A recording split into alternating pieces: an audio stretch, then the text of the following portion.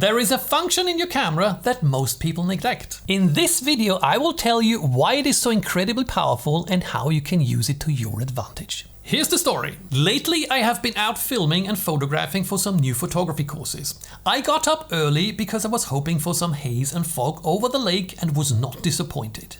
I took a few landscape shots from a tripod with relatively slow shutter speeds, completely relaxed with a 2-second timer. All of a sudden I realized that a flock of geese started their trip to their wintering grounds with lots of noise. It totally caught me by surprise because while I was hoping to photograph some birds, I haven't seen any in the morning, so I wasn't prepared. I quickly changed my drive modes from 2-second self-timer to the highest possible frame rate, but I felt it would take much too long to also change shutter speed and ISO because I was in manual exposure mode. So I shot with the 1/30th of a second that I had set for the landscape shots, hoping that panning with the birds would give me the one or the other decent shot.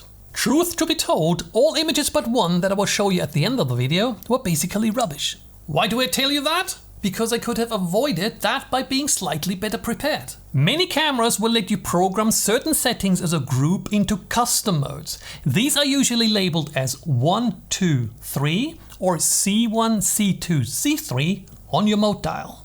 I often use those for photographing sports and wildlife. For example, when I photograph athletes in action, I have set it to fast shutter speeds and high frame rates. But when I photograph the athletes celebrating after the action, I quickly switch modes to use slower shutter speeds to reduce ISO noise when it is not needed. Sometimes I even program a third preset for panning shots with pretty slow shutter speeds. Similar for photographing birds. When I'm photographing birds in flight, I have programmed my custom mode 1 for fast shutter speeds, and when they sit down, I change to mode 2 for much slower shutter speeds.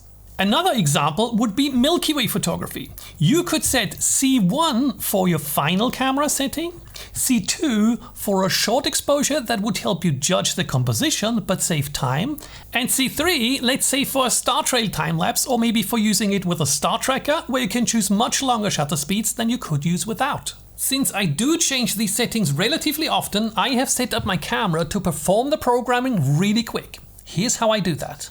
On my camera I can customize buttons to perform several functions. Most others have that too. I could set it to any of the custom buttons on the back of the camera, but they're all used with other functions. If you're interested in what those are, just drop me a note in the comments and I may do a walkthrough in one of my next videos.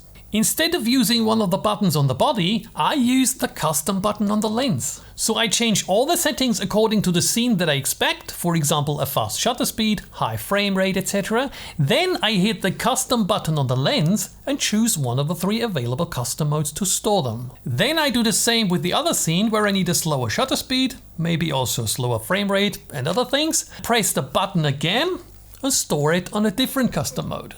After that, all I have to do to switch back and forth is to rotate the mode dial and switch all the settings quickly in one go. Now, I'm honest with you, I don't always remember to change it, and so sometimes I shoot at high ISO even though the athletes are not in action or the bird is sitting. But most of the time I do, and that gives me the best possible setting for each scene. Before I show you the only usable image of the flock of geese, there is one important thing to mention. Don't expect to be able to choose the right mode on location quickly if you didn't practice. At best would be to be able to change the mode dial without even looking at it. That's why my Wolf Method photography course has those drill trainings that save the mode positions and other settings into muscle memory. After doing the course, you won't have to think, oh, where is the mode dial? And how do I need to rotate it to get the desired settings? Is it left or right? Instead, you just intuitively put your hand on the dial and change it according to your needs. There is no other course that would help you get so comfortable with the camera in such a short amount of time than the Wolf Method. And that's why I offer a 7-day money-back guarantee. Check it out at wolfarmory.com or use the link in the description. And now to my favorite shot of that morning. The flock took off and panning with them, I got this image that in my opinion conveys the motion and the dreamy atmosphere of that morning perfectly. And now I'm looking forward to meeting you at my photography course.